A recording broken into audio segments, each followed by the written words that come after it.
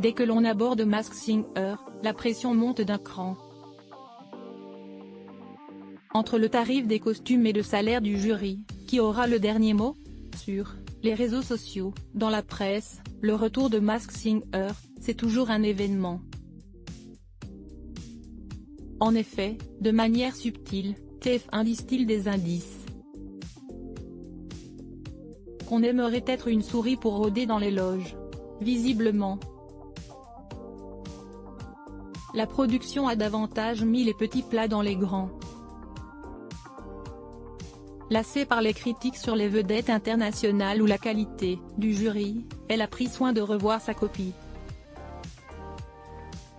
Soucieuse de préciser le professionnalisme de la bande de fourmis créatives de l'aventure, Masked Singer, l'un des responsables ne tarit pas d'éloges à leur sujet. Nous travaillons avec 6 ateliers de couture différents. La confection d'un costume prend entre 300 et 400 heures. Force est de constater qu'avec le déguisement du chameau, il en fallut au moins le triple. D'ailleurs, sur la toile, des petits malins s'amusent, déjà, à faire des pronostics. Quel suspense insoutenable! Du côté des Sherlock Holmes, de l'aventure Masked Singer, c'est un tsunami. Malgré leur motivation, Vita et Chantal Laizou n'ont pas tenu le coup. En coulisses, on murmure que Kev Adams serait à l'origine de ce départ soudain. Qu'à cela ne tienne, prêt à découdre un par un les fils des costumes, Michel Bernier et Elodie Frégé ont répondu à la bouteille à la mer de TF1. L'une a un réseau de chic et de choc. L'autre a l'oreille absolue. En somme, elles font la paire.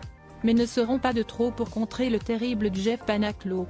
En se cachant derrière Jean-Marc, il arrive à tirer son épingle du jeu. Dans les colonnes de notre ami public, on sait enfin la rémunération du quatuor. Contre toute attente, c'est le plus doué de la saison précédente de Masked Singer qui perçoit le moins. Ces 85 000 € semblent une misère par rapport aux 3 autres. Croisons les doigts pour que le détenteur de l'oreille d'or puisse rattraper la chose. Faire la publicité de son dernier spectacle pourrait mettre du beurre dans son assiette d'épinards. 20 000 € séparent Michel Bernier de sa nouvelle meilleure amie Elodie Frégé, 120 000 €. D'ailleurs, encore une fois, la chaîne aurait tenté un coup de poker.